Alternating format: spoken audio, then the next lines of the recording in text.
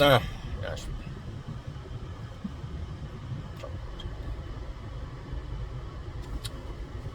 러시아 사망자가 70만 명에 달한다고 합니다. 사상자의 사망자, 사상자까지 합치면 100만인데 우크라이나군은 5만 명 정도 추산이라고 하는데 4만 명 사망자가 70만 대 5만, 상당히 차이가 많이 나는데 물론 뭐 상, 상, 어, 손자병법에도 나온 얘기지만 공격 쪽이 5배 이상 많아야 된다. 많게는 10배까지 있어야 이제 수비하는 쪽은 이제 공격하는 쪽에 5분의 1에서 10분의 1 정도라고 하는데 딱 그 정도 비율인 것 같습니다. 그러니까 그만큼 이제 공격하는 군대가 손실이 클 수밖에 없는 그런 부분들은 이제 역사에 이미 나와 있는 얘기들이고, 그래서 우리가 뭐 30만 대군을 뭐 살수세첩에서 뭐 강감찬 장군이 뭐 저기 했다, 물리쳤다, 뭐 또 일본군이 30만이 왔는데 한국 정규군이 10만도 안 됐잖아요. 근데 물리쳤다, 뭐 이런 것들도 그만큼 공격하는 군대가 수비하는 군대보다 양이 많아야 된다는 거를 이제 증명을 해주는 거죠. 증명을 해주는 거죠.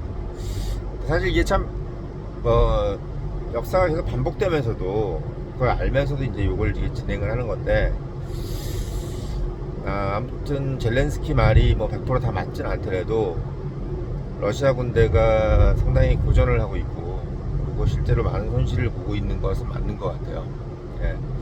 정말 러시아가 석유가 없다면 할 수가 없는 전쟁이었던 것 같습니다. 상당히 많은 자원에 보고 자원을 많이 갖고 있는 나라가 이제 러시아이기 때문에 이런 전쟁을 이제 수행하면서도 실제로 뭐 그 사망자라든지 유가족들한테 충분한 보상을 해주기 때문에 이제 가능한 건데, 실제로 보면 뭐 그만큼 이제 나라 빚이죠. 결국 그게 나라 빚이고, 원래 다른 국민들한테 갈 수 있는 돈이 지금 계속 이제 전쟁으로 사그라들고 있습니다.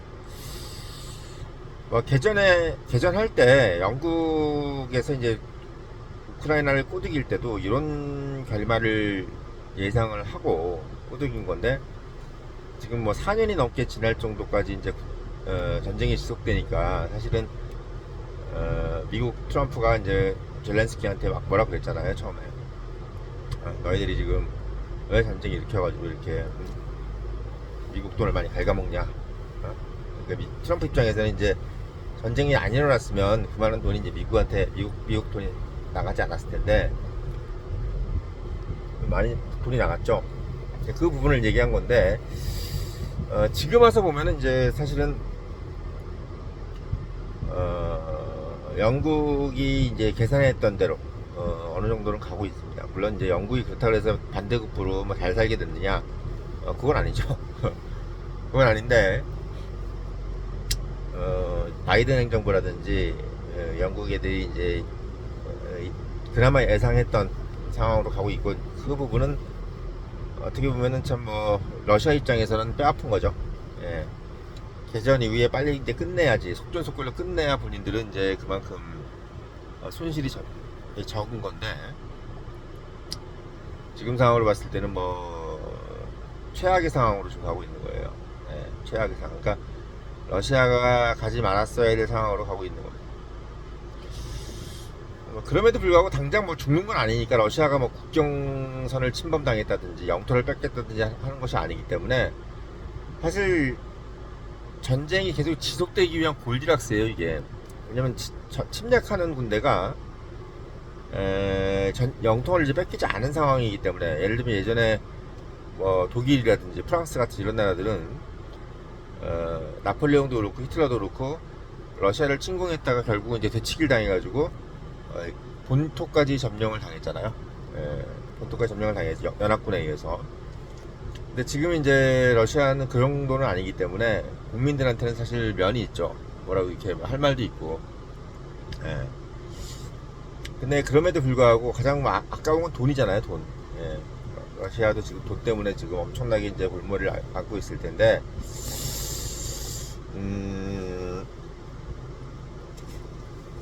제가 봤을 때는 뭐 트럼프 입장에서는 처음에는 약간 좀 제렌스키가 이제 전쟁을 일으킨 거에 대해서 상당히 좀 걱정을 많이 했던 부분이, 지금은 러시아가 이제 상당히 이제 발이 묶이니까, 러시아 전쟁에 발이 묶이다 보니까 또 다시 생각할 수 있는 옵션이 하나 생긴 거죠. 그러니까 러시아가 뭐 이란이라든지 베네수엘라라든지 심지어 북한까지도 뭐 신경을 쓸 수 없는 그런 상황. 그러니까 러시아가 우크라이나에 발목이 묶인 것이 미국이 또 다른 이제 포석을 놓을 수 있는 좀 하나의 그 환경이 된 거예요. 처음에는 사실은 미국이 이제 혹시 전쟁에 만약 이제 개입이 돼서 중국 봉쇄에 모든 영향을 쏟지 못한다는 것 때문에 이제 상당히 이제 트럼프도 우려를 했고, 저도 약간 그 부분에서 우려를 했었습니다. 그러니까 미국이 계속 이제 국력을 우크라이나 전쟁에 분산을 하게 될 경우에 결국 어부지리를 중국이 보는 것이 아니냐, 이것 때문에 상당히 좀 걱정을 많이 했는데, 지금 상황에서 봤을 때는 미국이 사실은 뭐 추가적으로 더 이제 거기 우크라이나 전쟁에 돈이 이제 들어간다는 것을 좀 확인할 수는 없죠. 왜냐면 지금 일단 트럼프 자체가 뭐 전비를 더 써서 뭐 하기는 상당히 어려운 그런 것처럼 이제 이야기를 했고, 그런 상황이기 때문에 제가 봤을 때는 미국 입장에서는 지금 상황은 꽃놀이패예요. 꽃놀이패. 일단 가장 큰 이유가 뭐냐면, 유럽에서 이제 국방비가 5%로 올랐어요.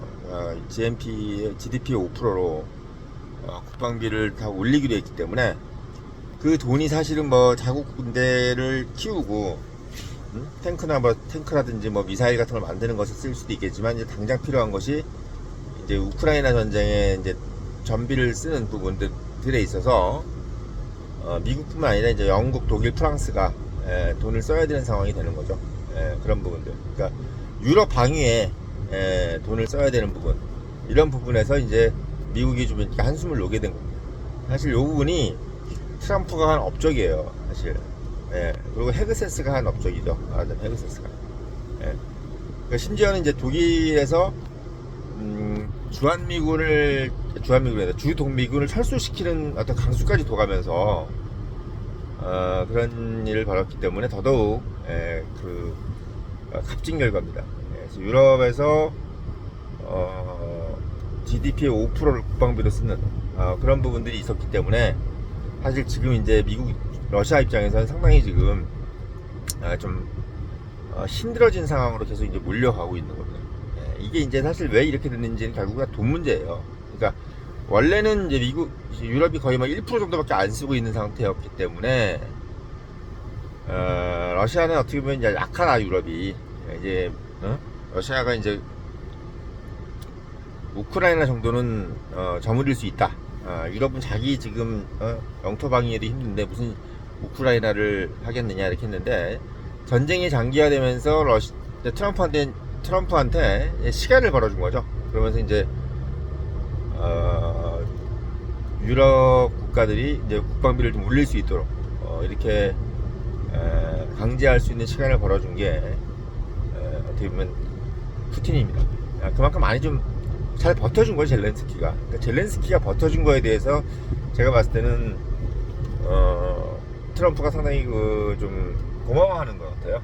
그러니까 젤렌스키가 원래 이게 지금 이기기 어려운 전쟁이고 버티기 어려운 전쟁인데, 의외로 뭐 드론이라든지 뭐 이런 걸 통해서 전쟁을 상당히 좀 오래 끌어주는 바람에 유럽이 그만큼 이제 어떻게 시간을 벌었습니다. 그래서 전쟁이라는 것은 참 보면 뭐 세상 만사도 마찬가지지만, 이게 뭐 그 자체만으로도 어떻게 판단할 수가 없어요. 그 자체만으로도 당장 상황만 가지고도 판단할 수가 없고, 향후 어떻게 되는지에 대해서도 그 자체만으로도 판단할 수가 없습니다. 매우 어떻게 보면 지금은 좀 뭐랄까요, 좀 푸틴의 입장에서는 상당히 좀 어려운 상황이 와 있다. 예, 이렇게 보고 있어요. 약간 아쉬운 상황이죠. 이제 트럼프한테 뭔가 손을 내밀어야 될 상황이 온 거예요. 예. 트럼프한테 이제 내가 이제 뭐 좀 어떻게 해줄 테니까 이거 전쟁을 좀 잘 좀 마무리 좀 해줘봐 라고 이제 가겠죠.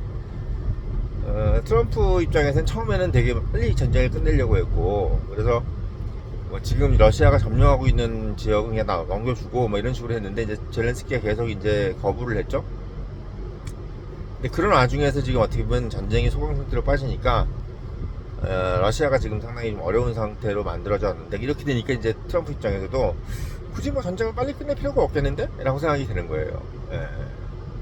왜냐면 지금 이란이 러시아한테 지원을 받는 분위기가 돼 있잖아요. 그러니까 러시아가 저렇게 계속 묶여 있어야 혹시나 모르게 또 이란한테 뭔가의 지원을 할 수 있는 상황을 막을 수 있고, 지금 베네수엘라도 이제 미국 마음대로 하고 있단 말이에요. 예.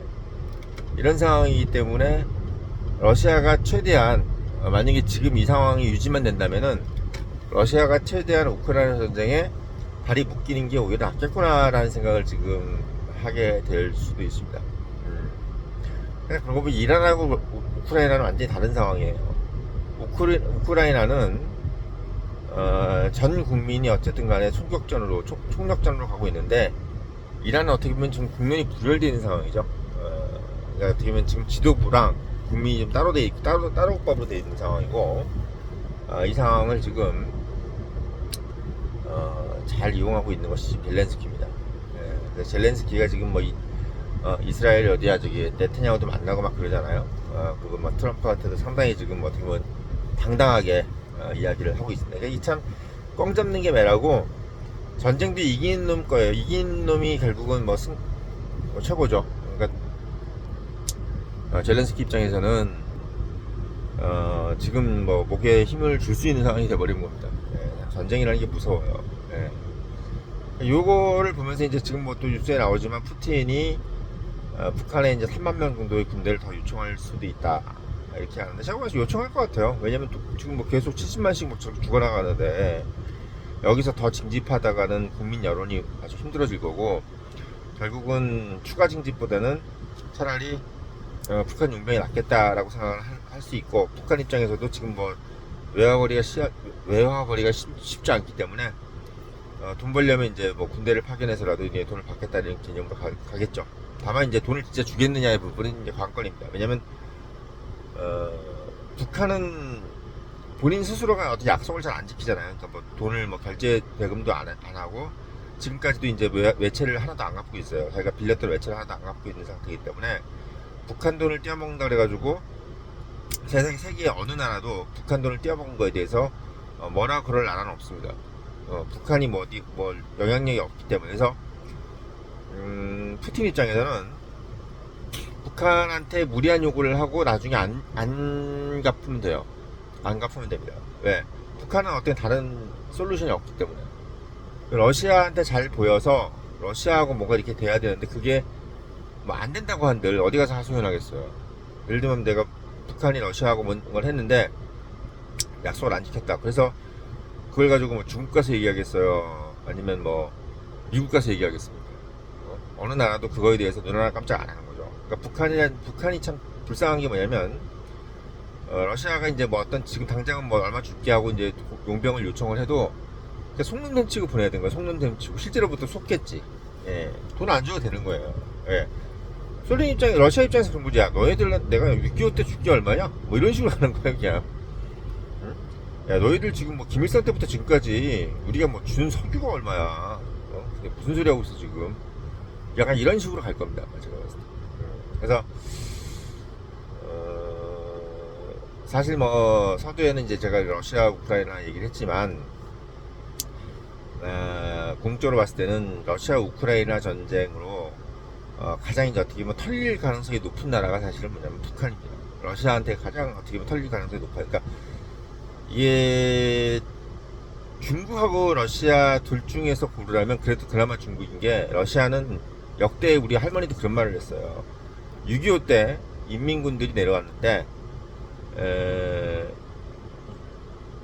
중국이 내려와도 물론 피해가 큰데 러시아가 한번 쓸고 가면 아무것도 남는 게 없대요. 예, 북한 지역에 있는 사람들 얘기를 들었대요. 북한에서 이제 러시아군이 내려왔다가 이제 6.25가 날 때까지 다 올라갔잖아요. 근데 러시아, 이게 소련군들이 그렇게 이게 공출이 이게 뭐 심하고 애들이 저기 질이 안 좋은 거야.